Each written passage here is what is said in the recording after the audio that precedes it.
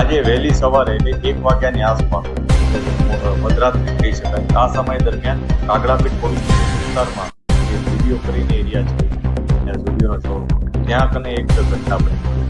એક મુસ્લિમ ફેમિલી પોતાના કોઈ પ્રસંગમાંથી પરત આવી રહ્યું હતું. આ દરમિયાન એક વ્યક્તિ જેનું નામ રાજદીપ સામંતા છે, એણે પોતાનો બુલેટ લઈને ત્યાં આવ્યો હતો અને અચાનક જ આ લોકોને વચ્ચે રોક્યા અને સાથે થોડીક બોલાચાલી કરી, અપશબ્દો બોલ્યા અને પછી એને ધાર્મિક લાગણી દુભાય એ રીતના એમની સાથે વર્તન કર્યું. એમને જય શ્રી રામ બોલો એવી રીતના એને વાત કરી. જેથી આ મુસ્લિમ ફેમિલી હતું ગભરાઈ ગયું અને ફટાફટ ત્યાંથી ગમે તેમ જલ્દી. ત્યારબાદ એને એ લોકોએ તરીકે આગળ જઈ અને ત્યાંના આસપાસના એમના પરિચિત લોકોનો સંપર્ક કર્યો અને એ લોકોએ ત્યાં એમની સાથે વાતચીત કરી કે આ પ્રકારનો એના એને કારણે ત્યાંના લોકો ત્યાં ભેગા થઈ ગયા અને આ જે વ્યક્તિ હતો એ પણ ત્યાં લોકોના વચ્ચે આવી ગયો. આ દરમિયાન અમારી કે ટ્રાફિક પોલીસની જે ગાડી હતી આ રમજાન માસના અનુસંધાને એ ત્યાં પેટ્રોલિંગમાં હતી ટ્રાફિક બાબત. તો એમાં અમારા જે ટ્રાફિક ઇન્ચાર્જ હતા ગાડીના ઇમરાનભાઈ, એમને આ પરિસ્થિતિ જોઈ તો એમને ખ્યાલ આવ્યો કે આ ઘટના ગંભીર છે. એટલે એમને તરત જ જે આ રાજદીપ નામનો વ્યક્તિ છે કે જે લોકોએ તેને ઘેરી લીધો, એને ત્યાં પોતાની ગાડીમાં બેસાડી અને તરત જ દાણી લીમડા બાજુ પોતાની ઓફિસ પાસે લઈ ગયો. આ વસ્તુ જોઈ અને તેમાંથી કેટલાક લોકો વ્હીકલ્સ લઈ અને ત્યાં પહોંચી ગયા હતા દાણી લીમડા પોલીસ. અને ત્યારબાદ ટોળું ત્યાં મોટું થયું.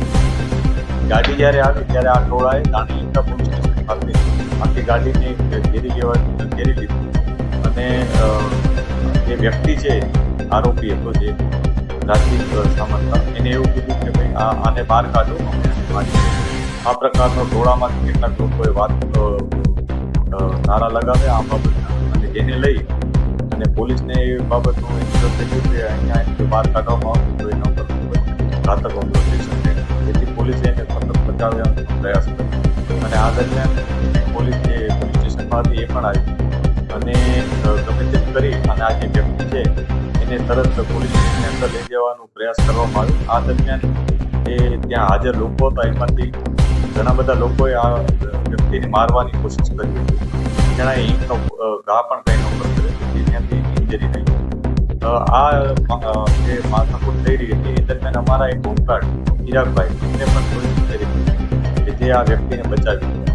આ સમગ્ર ઘટનાક્રમમાં જ્યારે પોલીસે કેમ માણસ જે છે એને અંદર લઈ આવ્યા હતા અને એને સેફ કરી દીધો હતો. અને ત્યારબાદ આ તમામ ઘટનાઓને અનુસંધાને બંને પોલીસ સ્ટેશનમાં અલગ અલગ ગુનાઓ દાખલ કરવામાં આવ્યા છે કે જેમાં કાગડાપીઠ પોલીસ સ્ટેશનમાં સૌપ્રથમ છેડતીનો અને ધાર્મિક લાગણી દુભાવવાનું સેક્શન 2 BNESની ધારાઓ લગાવી અને ગુનો દાખલ કરવામાં આવ્યો છે. આ ઉપરાંત ત્યાં ડ્રિંક એન્ડ ડ્રાઈવનો કેસનો પણ ઉમેરો કરવામાં આવ્યો છે. એ કેસ અલગથી દાખલ કરવામાં આવ્યો. ત્યારબાદ દાણી લીમડા ખાતે જે ટોળાએ આ વ્યક્તિને અને અમારા પોલીસ જવાનો સાથે હાથાપાઈ કરી હતી એ બાબતને લઈ અને એટેમ્પ ટુ મર્ડરનો ગુનો દાખલ કરવામાં આવ્યો છે. એટેમ્પ ટુ મર્ડરમાં રાયોટિંગ અને અન્ય કલમો પણ ઉમેરવામાં આવી છે. અને એ અનુસંધાને કુલ 7 લોકો જે લોકો આ ટોળામાં આઈડેન્ટિફાઈડ હતા એવા 7 લોકો વિરુદ્ધ અને અન્ય જે લોકો હાજર હતા ટોળામાં લગભગ 75 જેટલા લોકો ત્યાં હાજર હતા એનો વિરુદ્ધ ગુનો દાખલ કરવામાં આવ્યો છે. આ જે 7 લોકો છે જે આઈડેન્ટિફાઈડ છે એમાં એકનું નામ સાહિલ સૈયદ, સમીર હુસેન શેખ, રિયાઝ ચાવડા, ગુલામ કાસમ, ફિરોઝ સત્તારભાઈ, માહિશ અને અસલમ, આ 7 જણા વિરુદ્ધ નામજોગ ફરિયાદ છે અને સમગ્ર ટોળા વિરુદ્ધ ફરિયાદ કરવામાં આવી છે. આ ફરિયાદમાં એટેમ્પ ટુ મર્ડર અને રાયોટિંગ તથા અન્ય સેક્શન વગેરે ગુનો દાખલ કરવામાં આવ્યો. આ જે સમગ્ર ઘટના છે એમાં જે કાગડાપીઠની ઘટનામાં જે આરોપી છે રાજદીપ, એની ધરપકડ થઈ ચૂકી છે, પોલીસ કસ્ટડીમાં થઈ ગયા. ત્યારબાદ જે આઈડેન્ટિફાઈ થયેલા જે 7 લોકો છે એમાંથી પણ 4 લોકો આઈડેન્ટિફાઈ કરી ડિટેન કરવામાં આવે છે અને આગળની કાર્યવાહી અત્યારે ચાલુ છે.